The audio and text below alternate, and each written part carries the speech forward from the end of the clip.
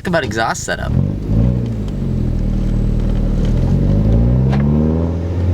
So a lot of you have been messaging me on Instagram, commenting on the video, just kind of all over the place, asking me what's my exhaust setup, why does it backfire so much, and just kind of general exhaust questions. So I figured I'd make a whole video dedicated to my exhaust setup and giving you guys some sound clips and some good stuff like that.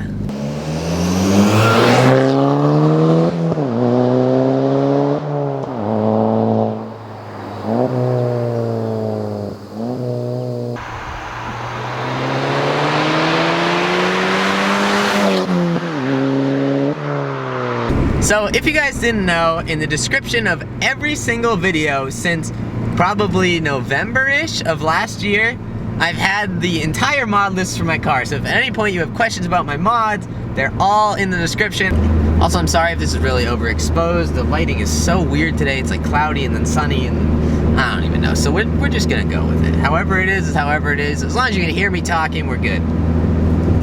So my exhaust setup is an AWE Tuning downpipe, which had a resonator in it, but we cut it out. So all it has in it right now is a high flow cat. Now when it had the resonator in it and I had the stock cat back, it was almost quieter than stock, but it allowed me to go stage 2 without making a lot of noise. Then I decided I wanted to make noise, so I chopped the resonator out of the downpipe, drove with that for a little bit, was pretty happy with it, but then decided I wanted more again. So from there, what I did is I have the stock cat back on the car still. I went to a Lose Custom Exhaust and I had them chop my resonator out. You could go to any exhaust shop, just say I'd like the resonator and my cat back chopped off.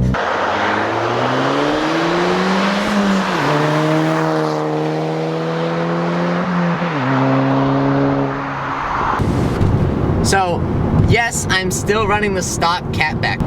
My whole exhaust setup is an AWE high flow catted downpipe with no resonator in it to the stock catback with a resonator deleted. So all that's in my exhaust is a high flow cat that's about this long and the stock muffler. That's it. That's all that's in my exhaust.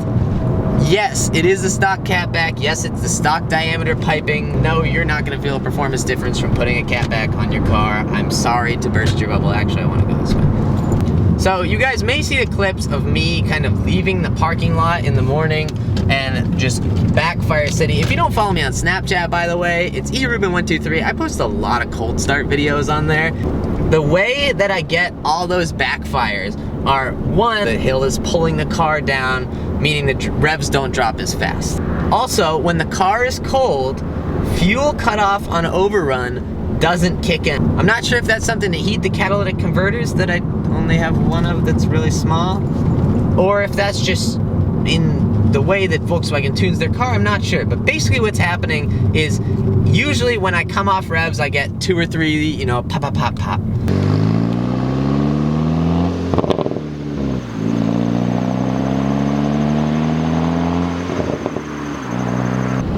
And then the fuel cutoff kicks in and it stops backfiring, just goes, duh, comes down in revs. That's exactly what my car sounds like, by the way.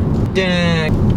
But when it's cold, that does not happen. And that's how you get the really rapid backfire sounds that's how I get the really rapid backfire sounds coming down that hill. And especially because I'm coming down that hill, the revs stay up higher and I don't have to touch the gas to bring the revs back up.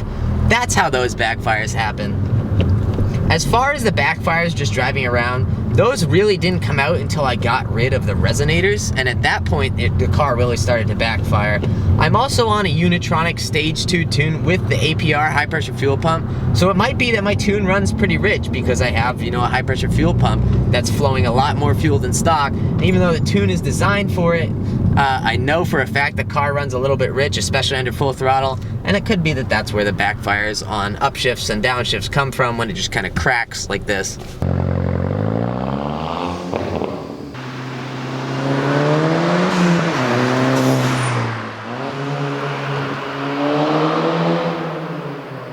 As far as the exhaust itself goes, I think the backfires are the most popular question. Why does your exhaust backfire so much?